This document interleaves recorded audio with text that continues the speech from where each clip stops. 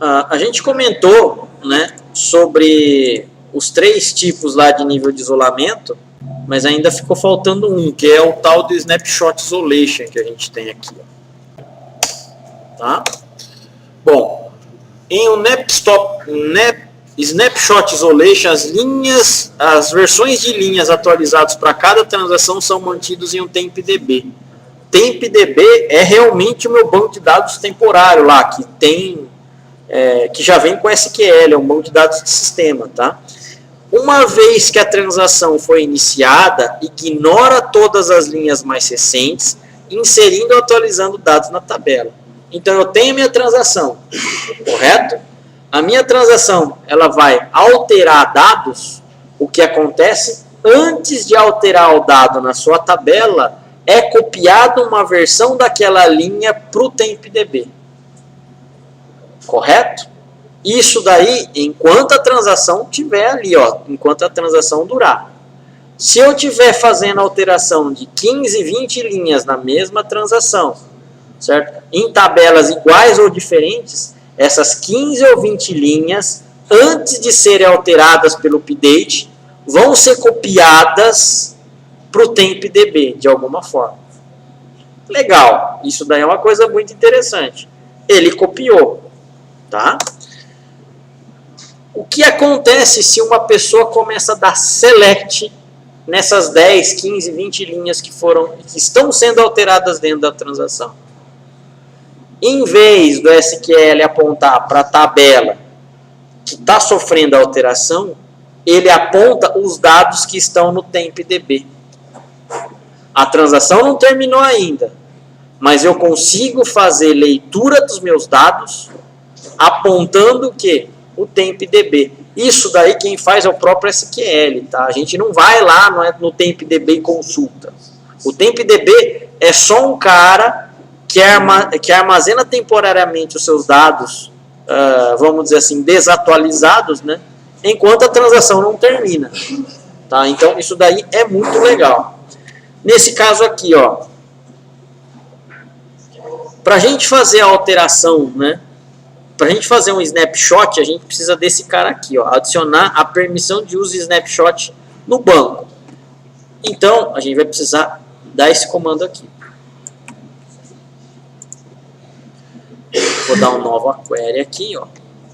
Use Adventure Works 2017, alter database Adventure Works 2017, set allow snapshot isolation, né, permite isolamento de snapshot, de fotografia de instantâneo, ligado, on. Então aqui a gente vai precisar fazer isso daí, ó. A gente está fazendo a alteração da nossa base, se bem que isso daqui, aqui está errado, 2017. Beleza. Agora o meu banco de dados, eu tive que fazer uma alteração de base, tá? Agora, ele suporta snapshot isolation. Agora aqui, ó, se eu der um select aqui, beleza? Eu tenho esses dados aqui, ó, 30/4/2008. Só esses 3 aqui, ó, deu um select sem where, só tenho essas 3 linhas aqui. Legal. Agora vamos ter aqui, ó, na minha seção 1, a gente vai alterar no snapshot isolation level pro snapshot, né? E depois vai dar um update nesse cara aqui, ó. Então, nessa minha mesma seção aqui, ó. Agora, eu dei o begin tran aqui, ó. Então, eu vou começar a minha transação, mas eu não estou terminando ela, correto? Set transaction isolation level snapshot. Executei. Iniciei o que? A minha transação. Eu vou começar a dar o que? Update aqui, ó. Tá? Para modificar na data de hoje. Está sendo modificada e a transação está aberta. Vocês concordam? Não fechei, ó. Agora eu vou vir aqui no meu T2, na minha transação 2. Eu vou fazer o que, ó? Mudar também o meu snapshot isolation aqui, ó. tá? Para snapshot. Vou abrir transação.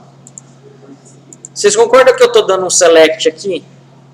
E aquela transação 1 está dando update? Bom, o update ele tem o quê?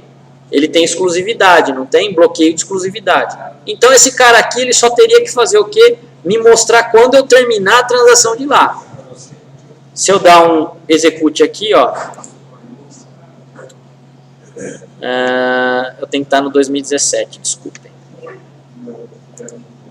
2017. Tem que mudar esse cara aqui de novo e dar um select nele.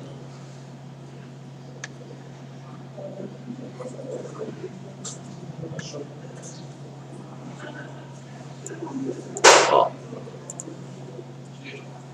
A transação 1 ainda está correndo. Está dando update para a data de hoje, não tá? Não deu commit. E esse cara aqui, da onde ele está pegando então? Por que ele está conseguindo fazer o select? Antes desse cara aqui dar o update, ele copiou a versão das linhas desse cara para onde? Para o TempDB. E tá lá. Enquanto a minha transação não acabar, vai ficar lá a minha linha versionada. Por sua vez, quando eu estou dando um select, eu estou olhando para as linhas do TempDB, em vez de eu estar olhando para a linha da tabela efetivamente. Por isso que ele consegue ainda fazer o select. Até esse momento, realmente, como eu não tenho uma transação finalizada, essas são as minhas linhas que eu tenho da minha base. E acabou.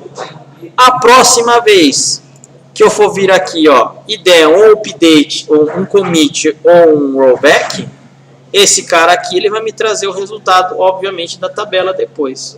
Porque eu terminei a minha transação. Tá? Então, sei lá, vou dar um rollback aqui, ó.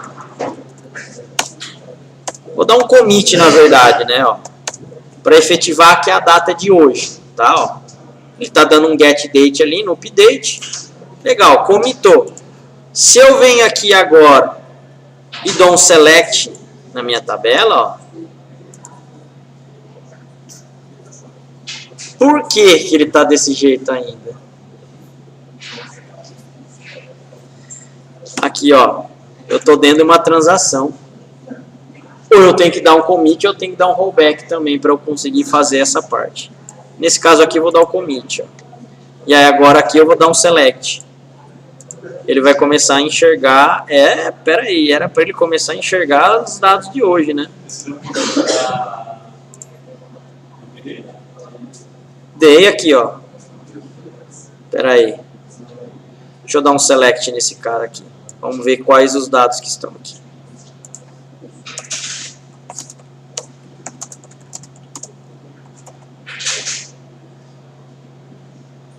Ó, data de modificação, 25/9, cara.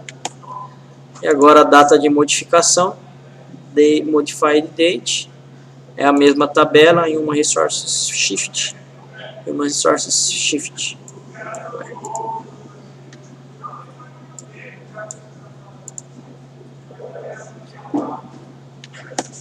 Que estranho, se eu estou dentro do Snapshot Isolation,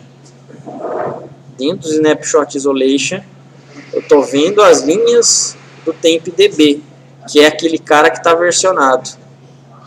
Eu estou vendo as linhas do TempDB. Eu tenho que mudar de transação para o read committed. Olha lá. Exatamente, eu saí da minha transação que eu não olho mais agora o TempDB. Agora eu olho realmente o que? As linhas efetivadas na minha tabela. Tá? Obviamente, se a gente fosse escolher um modelo para se trabalhar, eu acredito que esse seria o melhor modelo. O Oracle trabalha desse jeito aqui. Tá? Mesmo você... o Oracle primeiro, ele não é autocomitante, é você que precisa abrir você que precisa fechar com commit ou rollback toda inserção, atualização ou deleção que você fizer.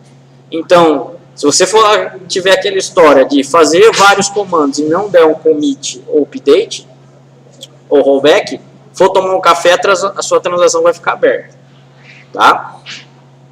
Em compensação, você sendo explícito, você tem certeza de que você está alterando algo que você quer, né? No SQL, por padrão, não. No SQL, você deu o comando, executou, já era. Está lá dentro da sua base. A não ser, obviamente, que você mude o nível de isolamento de cada um deles aí, né? Eu acho que esse meio é o mais seguro. O problema, a sua aplicação ela tem que estar pronta para isso daí. Dentro lá do .NET, por exemplo, na hora que você está programando, você vai ter que dar esse comando aqui, ó. Set Transaction Isolation Level. Isso daqui é por sessão, você não seta no servidor. Tá? E aí, se não tiver, obviamente, vai começar a dar problema. Correto? Por isso que é importante saber qual é o nível de isolamento que você vai trabalhar logo de início, para que, se você for desenvolver projeto em cima do SQL, você tenha que tratar esse Set Transaction Isolation Level aí no nível que você quer. Tudo bem aí, pessoal? Perguntas? Não? Então, são os 4 tipos que a gente tem aí para escolher dentro do SQL. Qual é o melhor, aí vai depender muito da sua aplicação. Qual é o padrão e o mais comum? O read committed, pelo menos. Tá? Ele é o cara que é mais usado aí nas aplicações. Ok aí? Sim? Firmeza.